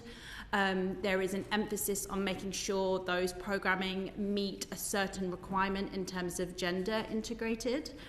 There's a lot of work being done, for example, a lot of collaboration with civil society. You know, I mentioned earlier this year we were invited to a conference that was by ISF looking at how does gender relate to national security. So I think there's a lot of effort to do the work on that, and a lot of effort to build the evidence on why women, peace and security is important. I think we're at a critical junction now, to make sure that we protect that work that's been done and that it continues with this new iteration of what ISF looks like. So in that sense, I would be hesitant to say that it will continue to be a priority if I'd consider Baroness Chapman's remarks last week, which again is concerning for us as a network and beyond as a sector. We need standalone gender and women, peace and security programming in addition to mainstreaming. We can't get to effective mainstreaming if we're not doing the standalone work first. We need to build up towards that. And that's one of the good reasons one of the successes, I would say, from the CSSF-ISF model is the resources that they have in terms of the gender advisors, in terms of this help desk, this ability to provide that expertise on how across government you can integrate gender or you can integrate women, peace and security into that work. A lot of that time, when with the nature of the civil service where you have policy generalists, that's not always easy. So some support and hand-holding sometimes is what's needed. And with the resources at the help desk and with this portfolio into the fund, it really does make a difference. And so just to go back to the kind of comments of Baroness Chapman last week and the kind of suggestion that certainly standalone programming for women and girls was less of a priority, what kind of impact would that have, like, on individual rights? I mean, there's a UN Women report last week about the kind of impact to USAID funding, particularly on women's rights organisations. Could you just elaborate on what do you think the impact will be if some of that programming is not protected? Yeah, I mean, helpfully you mentioned that UN Women programme, and it related to a question about the impact on community. So that UN Women report, it was a rapid review survey of about 411 women rights organisations. So 90% of those that were surveyed have been hit. They're at breaking point. 47% of those are expected to shut down completely, and then 51% of those have been forced to suspend programming, and then 3/4 of that total number have to lay off staff. These are women rights organisations who are on the front lines of the work that we're doing around prevention of violence and conflict. What we know from their work is that they're real outcomes to community resilience. They are the ones who have the trust within their communities. They're the ones that are able to do that work. And not only with the cuts from the UK, but the US and globally, even with the cuts that are coming from, for example, from the Netherlands, they will severely impact the grassroots organisations. They're the ones who are doing the work. They were already operating on a shoestring budget. It's abysmal now. And just one final question on the gender side of things. You mentioned the evidence base in terms of why investing in women and girls, and obviously it's 25 years since Resolution 1325 on women, peace and security, so this is a international commitment we've got as well. What would be, you might have to write to us and follow up maybe, but what would the argument be that you would make about why investing in women and peace and security is important for our own national security? I mean, we know that if you fund women rights organisations, and actually maybe we can follow up this in private or in closed session, because we also know that, as I mentioned at the outset, there's evaluations done on programming around women rights organisation that ISF does have, especially around the Resourcing Change programme, that we know that when you fund women rights organisation, that they do come with outcomes of prevention of violence, prevention of conflict. They're able to provide for their community's needs, broader than, sometimes we think about women rights organisations as just women's issues. No, it's broader than that. It's about stability, it's about security. And that ultimately is our interest. If that country is secure and stable, then eventually, ultimately we will be too. And again, I think it's thinking about mutual interests. It's not about us being a charity. It's about what are we as global partners intrinsically, our interests intrinsically linked. And I think women rights organisation is one way that's effectively proven that you can prevent violence and conflicts, you can support the work they're doing, the long-term work that they're doing by giving them direct core flexible funding, as well as their ability to pivot in times of crisis or conflict. They're constantly shifting and adapting to methods because they know their context best. They are the experts of their communities. Yeah, and finally, just Lewis, one quick question. Do you think there's a risk that with ODA reductions, there will be more of a temptation to focus on quick wins and minimising programmes that are perhaps more riskier and take a longer time? Yes, I think it's also there are a couple of different incentives at the moment, and there are a couple of different areas where programming is going to shift short or long term. I think as both panellists have talked about, the ISF is not really a long-term funder. That's not what it does. What it tries to do is have a catalytic short-term impact by supporting these kinds of programs, and across the board, whether you're talking about security programming or more development programming. Now, in some cases, as Nick mentioned earlier, what happens is the ISF gets drawn into sort of standing up quite a longer-term kind of military training program, which is a longer-term thing. In others, the catalytic effect works, and the ISF or its grant recipient is able to leverage other funds from other donors to continue some of the good work, and certainly that's happened in some of our programs. In some cases, that it doesn't happen, and unfortunately, maybe that's a combination of different things. Maybe that's because that was never teed up to begin with. So, to clarify that the ISF is important as part of that long-term process, but it's not necessarily a long-term funder. What then needs to happen is, if that is the case, the FCDO needs to then, or once upon it was DFID, the FCDO then needs to have its own mechanism for supporting long-term work. And that might build off pilot programs by the ISF, or it might need a way to connect its longer term work with some of those shorter term interventions. So that needs to be part of the FCDO's calculus as well. Whether the ACUTS changes the balance of that work, I'm not sure. It might do. It could also have a positive impact if you are forcing people to make harder decisions and refocus on some of that preventative work as a more cost-effective intervention. So maybe it does. I think some of the other dynamics at play here are security focus as well, and I think that tends to push for shorter term interventions, because people kind of say we have to deal with this security threat in front of us, rather than use the longer term work to say let's stop the conditions that will give rise to the security threat of the future. And so again, it's not just about budget cuts, it's about the kind of policy architecture and the narrative around it as well. David. Thank you, Chair. Just on this, so noting what you've said just there about the fund's strength being that it was a sort of catalytic money, that it was short term, and noting the point you made about long term. But just on that short term funding, is there, at the moment it's being delivered through a sort of cross government funding mechanism. It's under review at the moment, and it's not, beyond the realms of possibility that would become a direct FCDO function.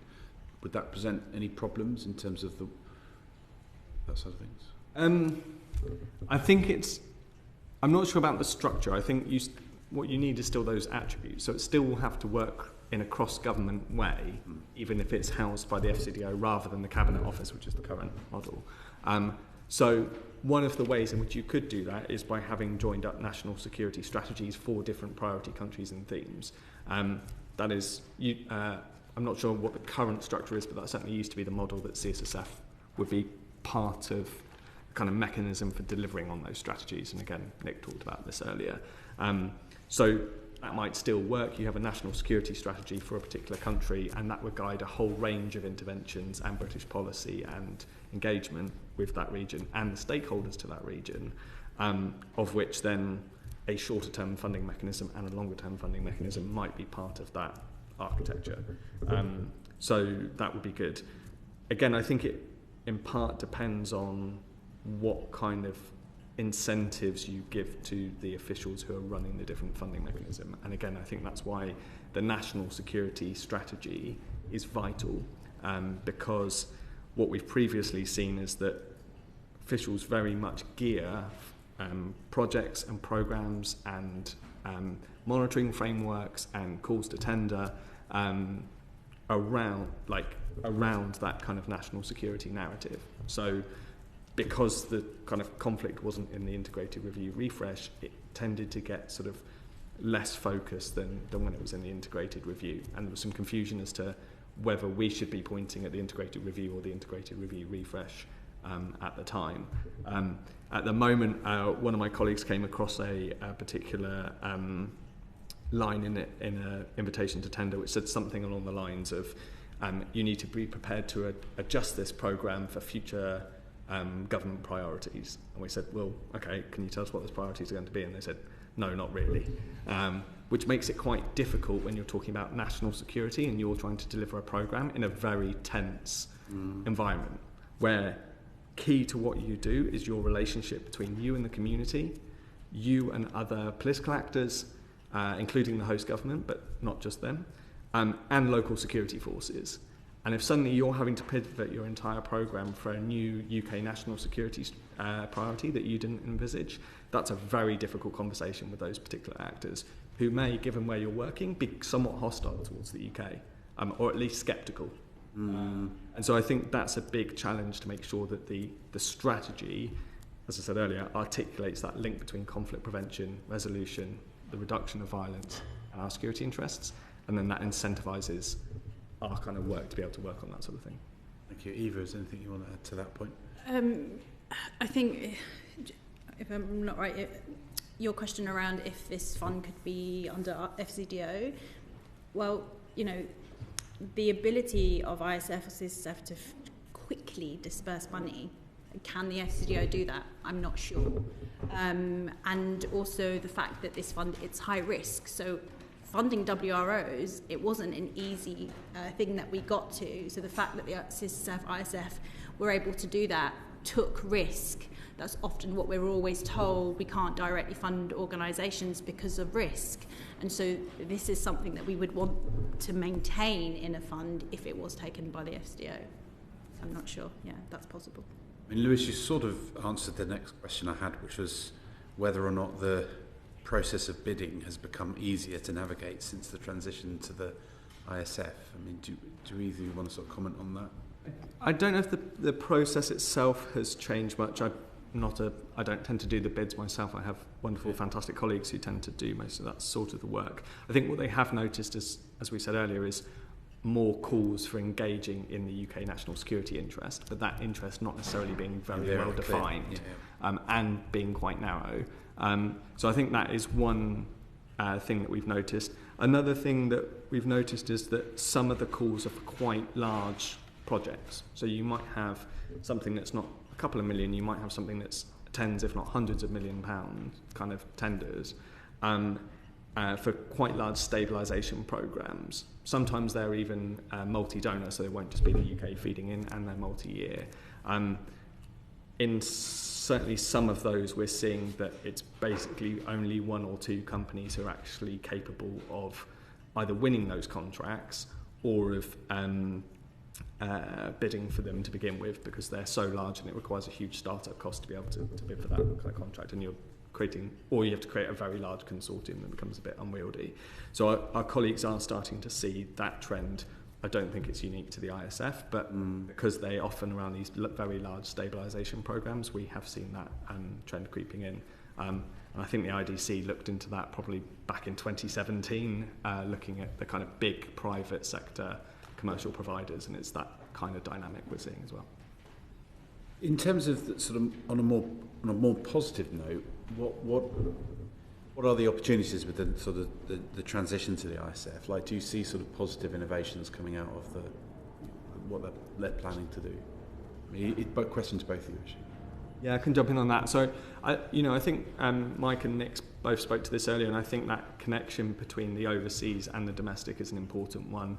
Again, there are other charities out there that do work within the UK. Mine doesn't particularly. So I think making those international to domestic connections, and I think there's charities out there that look at, for example, identity-based violence and look at that here and overseas. I think that's really important. So I think there is an opportunity there. I think the other one, which Eva's spoken to about at length, is gender mainstreaming. The CSSF and ISF have done really good work to break new ground, both in how they measure the gender mainstreaming across the fund, but also then apply that to areas where it traditionally hasn't been applied before. So outside of the development budget, and looking at what is a gender analysis of state threats, or what is a gender analysis of how you should combat serious and organised crime. So I think that's really important. And to make that specific, there's been specific gender equality and social inclusion markers, which the ISF has developed, which are applied. One of the shames about that particular innovation is that they don't publish the spending levels against that marker, and they could, and it would be something that could appear in their annual report. They've never done that, even though they've been able to for some years. Again, there's another shame, which is that their Women, Peace and Security programming is not being renewed at the scale it once was, but that gender mainstreaming, I think, is another positive in that wider security architecture. Yeah, pretty much what Lewis said, and of course the help desk. Again, these are all innovative ways, and the flexible funding to WROs. But the shift to national security, it shouldn't be a surprise to us in the sense where we're seeing this globally, right? We're seeing, for us at least, for women's rights organisations, we're seeing a new security landscape. We're seeing them have to deal with coordinated attacks online, cyber violence, cyber bullying. We're seeing targeted attacks against women human rights defenders. We're seeing misinformation, disinformation. And so yes, if the fund is heading towards this national security vision, it's still really important to make sure that the argument that these threats are gendered and that gender and women, peace and security still needs to be a key feature in addressing and responding to these threats. And so what we would ask is that they retain the women, peace and security focused work. They continue to invest in the evidence. You know, these new emerging threats that actually are quite new in terms of the discourse on women, peace and security globally. This is emerging evidence. And so one thing that the WPS portfolio of the ISF has done is contribute to that on an international level.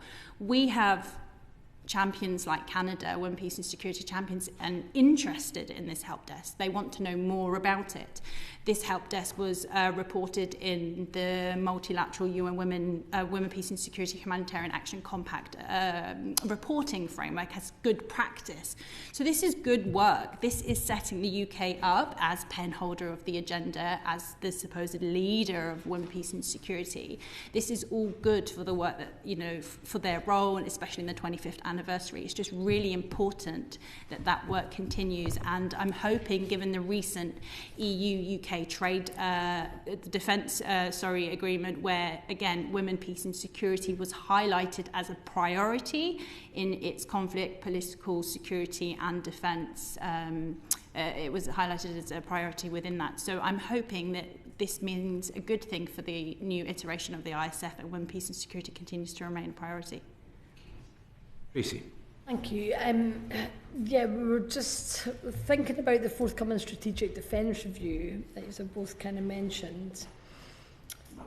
What would you hope to see in it, first of all, and how might the outcomes of the review impact on your work in organisations? I mean, we're not a defence organisation, right? So there's a whole heap of things that will be in that review which will be well outside of my organisation's mandate. There are some interesting things that blend, I think, with some of the experience of the CSSF. And again, I'm going to talk about the sort of civilian end here. Whether they fall within the Strategic Defence Review, whether they fall within the National Security Strategy, I'm not sure. But obviously it's going to take a view on the nature of geopolitical competition at the moment. One of the things that the CSSF used to do was support sort of high-level dialogue between India and Pakistan. And you know, part of that was not necessarily the states, but between kind of different influential parties on both sides. So it would be things like academics, think tanks, kind of retired people from the foreign policy and security establishment. The learning from that kind of program is so helpful for this geopolitical moment, where how do you have the ability to understand rivals, but also to be able to de-escalate tensions and to be able to prevent escalation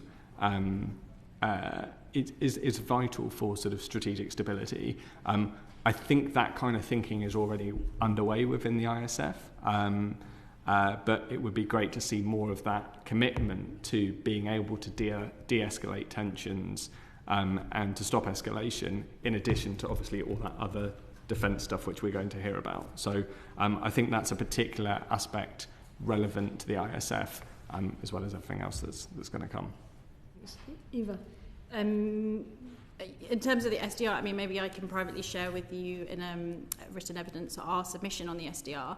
But you know, the MOD is jointly responsible for the National Action Plan on Women, Peace and Security. So there's lots of work that's been done on implementing WPS, and you know, we would just say it's key to make sure that the SDR addresses root causes of human security, and Women, Peace and Security is one way of doing that.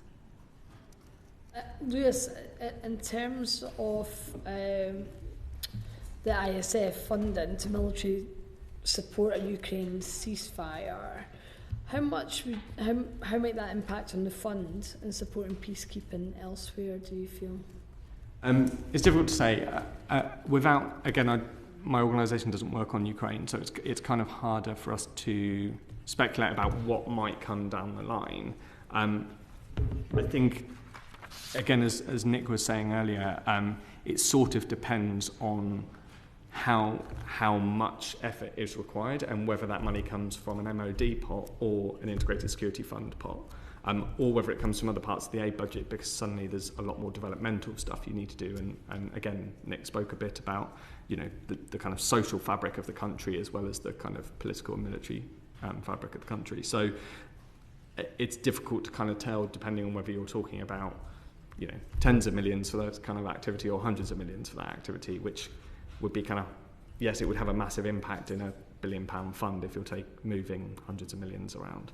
I think there's another point that's perhaps not about budgets, which is something else that our organisation researches, which is thinking about security force assistance. So this is the training of other security forces, something that the ISF and CSSF have funded, with the sort of largely out of the non-ODA side of that project.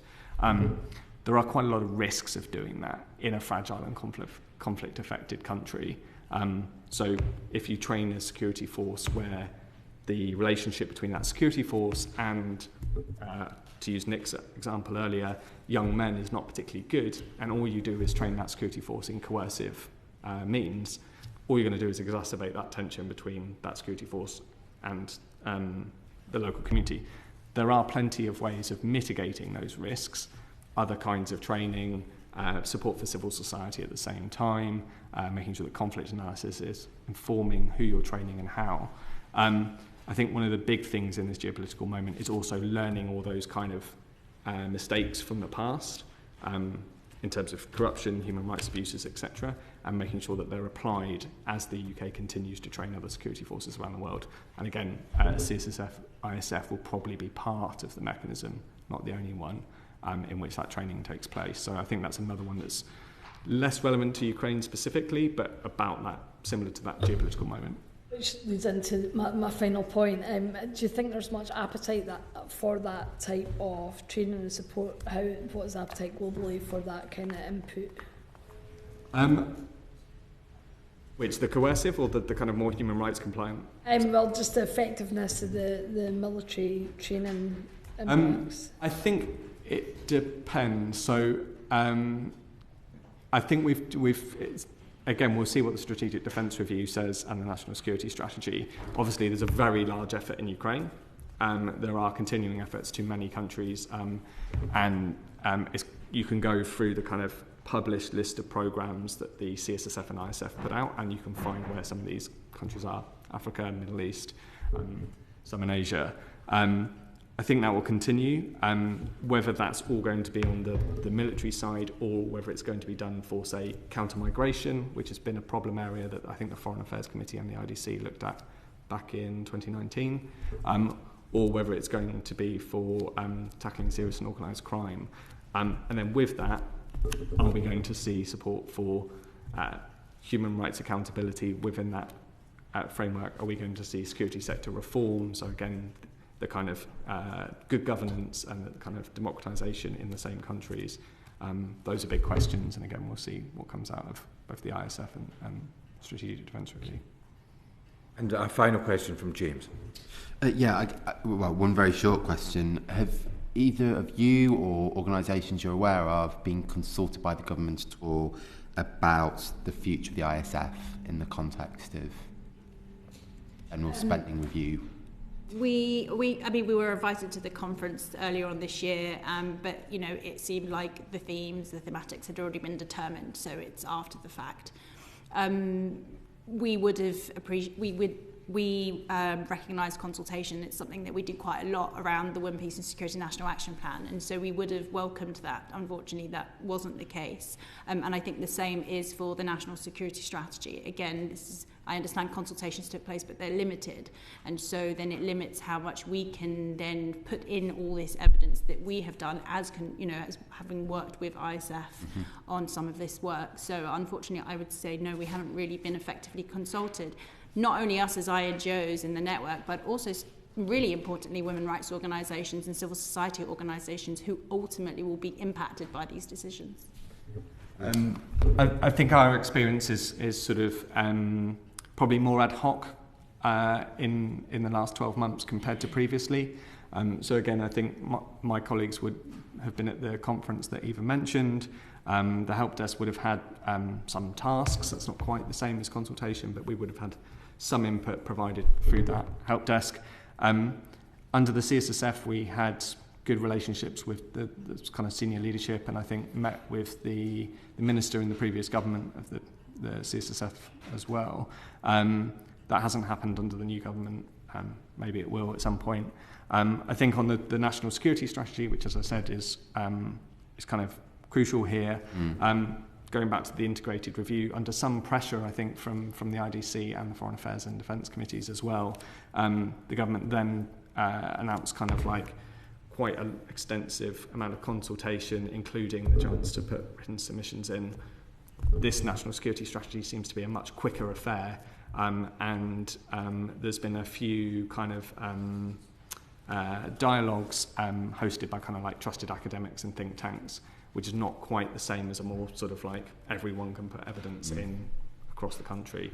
And again, to Eva's point, it's not just about kind of the expertise within the UK across different sectors where national security is relevant or the ISF is relevant, but also thinking about those organisations from conflict-affected countries that might be not just affected by conflict, but they might have the political relationship between two warring parties, right? They might be invested in mediation or dialogue, or they might be intimately involved in security sector reform, and actually getting their impressions of what they think the Brits are doing, both through the ISF and in national security more broadly, is quite crucial for us to then be able to go out and partner with them in that endeavour and in our mutual security interests. So, I haven't heard too much of that particular type of consultation underway in recent months. And just finally, I guess 60 seconds each maybe, but lessons from CSSF, the morphing into ISF when it comes to future funding and obviously the spending review around conflict resolution. What's kind of the key messages you would want to leave to others as a committee, but also if you were speaking to a minister very briefly? I mean, pretty much the evidence given in that for us, it would be to maintain women, peace and security as a fund level outcome. There is good evidence on that. It links back to prevention. It's an agenda that's cross-cutting, and so a lot of that we would ask that would be maintained through the next iteration of the ISF. Nice. I think for me, to have the national security strategy articulate that link between preventing and resolving conflicts and our mutual security interests, both the UK and globally. I think specific to conflict more broadly, it would be nice to have a conflict strategy of some kind. It's been probably a good 7 years since the UK last had any kind of conflict strategic framework. So it'd be nice to see that sitting below the national security strategy. And then specific, I guess I'll finish on how I started my evidence, which was around that point on agility. Yes, the fund has good political agility. It would be nice to see the kind of bureaucratic tendering and procurement process catch up with that strength. Thank you. Thank you both for your extensive evidence, which has been very valuable for our purposes. And I now draw this session of the committee to a close. Order.